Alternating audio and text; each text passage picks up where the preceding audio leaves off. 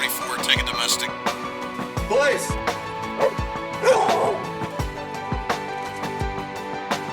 Police work, unpredictable, always changing, but one constant: dogs.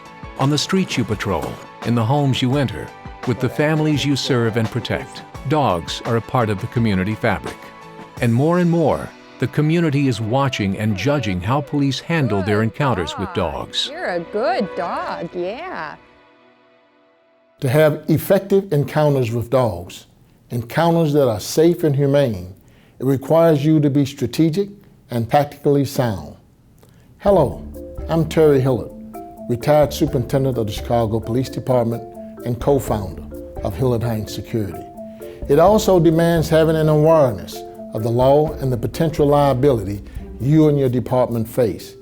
In this video, we examine some of the legal aspects of police encounters with dogs, their owners, and the community at large.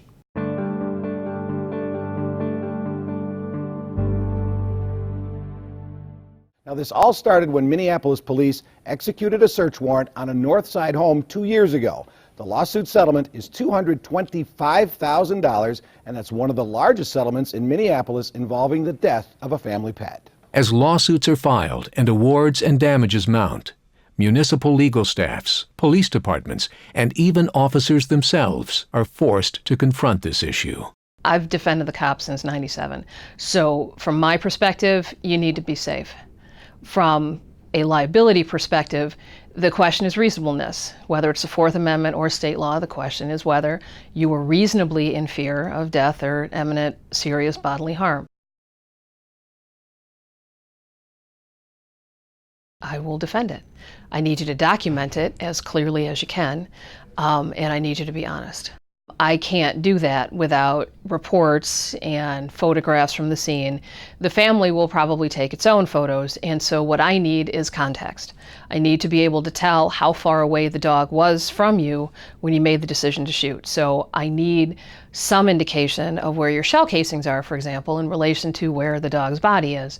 If, for example, the shell casings are at the front door and you told me the dog was charging you and the dog is all the way down the hallway past the living room and the bedrooms and things, then I have a harder time explaining the reasonableness of what you did.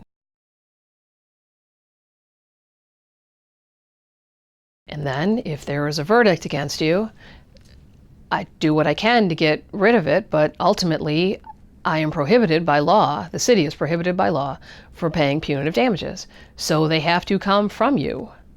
And that is one of the hardest conversations I've ever had to turn to an officer and say, so, about your deferred comp, or what's in your checking account, and things like that. It is a real cost. Some officers got hit with punitive damages after they shot a dog. We feel legitimately, but then we're cavalier about it after the fact, in front of the family. So be mindful of what you say if you are required to shoot the dog.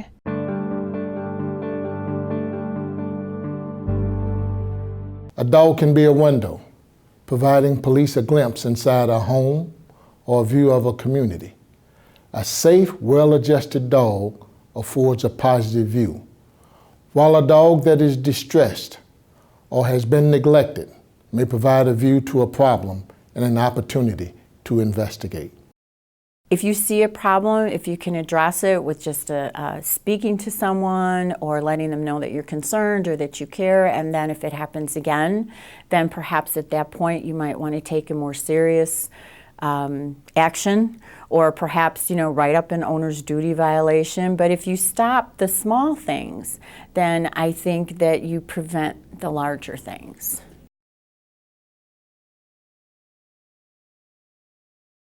If you see an animal with protruding hip bones, if you see an animal with an open wound, if you see an animal with stitching that they can't, easily explain, or stitching that looks like as if it was done by hand instead of a veterinarian, I think most police officers, their antenna goes up, and at that point they think, okay, let's maybe investigate a little bit further. Let's find out what's going on here. And now, as I explained to the police officers, there's doggy DNA. And it doesn't take much for someone to send that in and get a profile of all the breeds that are part of an animal and come back and say to the police officer, well, you have pit bull in your report, but it's everything but a pit bull. So what else could you have made a mistake about, officer? And the whole idea is you don't even have to open yourself up to that, because we're not veterinarians, we're not experts, or we aren't breeders, we're police officers and prosecutors. So describe the dog. Short, long, brown, black, gray, curly ears, flat tail, short hair, long hair, brown, white paws, brown spots. So describe the animal. That's the best way to document.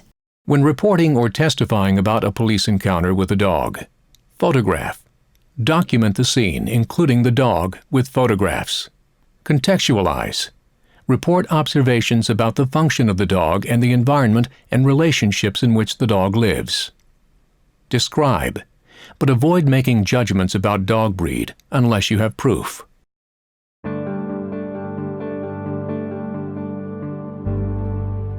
Let's review the key messages in this series. In a police encounter with dogs, anticipate. On any call, it's important to determine whether a dog is present. Contain. If a dog is present, contain or have the dog contained. Request assistance. If a dog cannot be contained, request assistance from Animal Control, your Animal Response Unit, or, if your department permits, a partner humane society. Assess. If other assistance is not an option, assess the dog's disposition. Remember the acronym TEETH, tension, ears, eyes, tail, head, as a quick way to gauge dog behavior. Communicate. Adjust your body to the situation. Be less threatening to a dog by turning your body, relaxing your stance. Use indirect eye contact and a calm voice. Use food or toss a stick to redirect or distract the dog. Decide whether to hold ground, add more distance, or close distance. Create barriers as needed.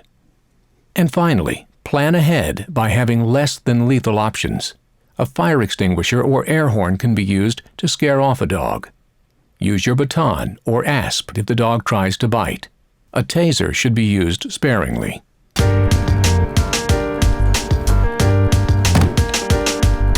I defend the police. My goal is that you guys get home safe in the same way that you went to work. But the question is whether what happened then was reasonable. I don't think there's an officer out there that is going out during the day and going to work and looking at shooting a dog. And that's one of the tragedies of this whole situation. It's a very, very difficult job. And what we're not trying to do is clutter this up to make it even more difficult. I think giving the officer more options, more tools, and in videos like this to increase their awareness of the capabilities that they have and the limitations of some of the tools, I think they'll make more informed decisions. It is our hope that this series is a start of ongoing conversations and continuous education. As police officers, you work hard to keep the peace and protect our communities from crime and violence. How you handle your encounters with dogs is an important part of creating safe, humane communities. Thanks for watching, and please stay safe.